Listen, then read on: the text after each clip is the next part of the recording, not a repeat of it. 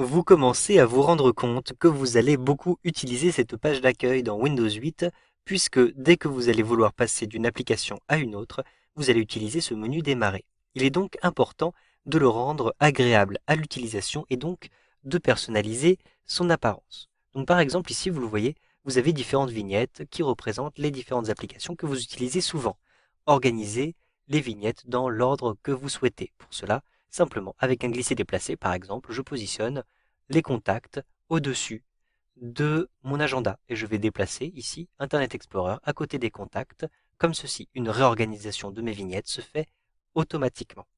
Vous pouvez aussi modifier la taille de vos vignettes. Par exemple, je souhaite pour l'application météo avoir une taille de vignette différente. J'effectue un clic droit sur l'application météo et je retrouve le volet qui se trouve en bas. Je vais choisir redimensionner. Je peux choisir une grande taille, je clique sur grande, et donc vous le voyez maintenant, cette vignette fait la taille de 4 carrés. Avec un clic droit, je peux choisir de redimensionner à nouveau. La taille large donc me permet d'avoir une vignette en largeur. Avec un clic droit, je peux choisir de redimensionner pour avoir la taille d'un carré. Il s'agit de la taille moyenne. Et je peux avoir encore une taille plus petite avec un clic droit, redimensionner et petite. Sachez que vous pouvez redimensionner plusieurs vignettes rapidement en même temps. Il vous suffit de les sélectionner. Donc ici, je retourne à ma page d'accueil en cliquant une fois. Je retourne à la personnalisation avec un clic droit sur une vignette et je sélectionne plusieurs vignettes comme ceci, vous le voyez.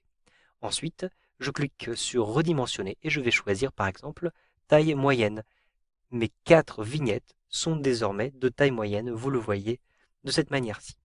Lorsque vous êtes en train de personnaliser comme ceci vos vignettes, sachez que vous avez la possibilité de renommer vos groupes. Vous avez ici nommer le groupe. Je clique à cet endroit-ci et je vais par exemple appeler ce groupe outils quotidien, comme ceci donc avec le clavier. Ensuite, je clique en dehors pour valider le nom de ce groupe. Enfin, vous pouvez choisir les motifs et les couleurs d'arrière-plan de votre page d'accueil. Pour cela, je vais cliquer pour quitter la personnalisation de la page d'accueil. Je clique ensuite tout en haut à droite, je positionne le curseur de la souris tout en haut à droite ou bien tout en bas à droite pour retrouver la barre des outils. Ensuite, je retrouve les paramètres. Je clique ici sur paramètres et j'ai ici un lien qui s'appelle personnaliser. Je clique dessus. J'ai ici, vous le voyez, différents motifs qui me sont proposés. Par exemple, si je clique sur ce motif-ci, il sera directement appliqué. Une fois que vous avez choisi un motif, vous pouvez choisir la couleur dominante du motif. Par exemple, je vais choisir ici une couleur bleu-vert. Je choisis ensuite la luminosité de cette couleur. Par exemple, ici une couleur lumineuse. Je vais ensuite choisir la couleur d'accentuation. Donc vous voyez que j'ai une couleur d'accentuation violette pour l'instant. Mais je peux choisir, par exemple, une couleur jaune. Je clique sur le jaune et je choisis la couleur d'accentuation qui me plaît le plus. Par exemple, une couleur vive. Une fois que vous avez fait votre choix, cliquez en dehors, comme ceci, du volet pour retourner à votre page d'accueil. Si vous souhaitez utiliser le même fond pour votre page d'accueil que pour votre bureau, simplement positionnez le curseur de la souris à nouveau dans un coin actif pour retrouver les paramètres, puis choisissez personnaliser et cliquez sur cette dernière possibilité. Je clique ici et je retrouve, vous le voyez, ma page, mon bureau, donc l'image de mon bureau dans ma page d'accueil. Vous pouvez choisir de même les couleurs d'accentuation qui correspondront ensuite aux couleurs, vous le voyez, des éléments comme celui-ci par exemple. Je clique ici sur la petite flèche vers la gauche pour retourner aux paramètres et je clique en dehors du volet pour le fermer.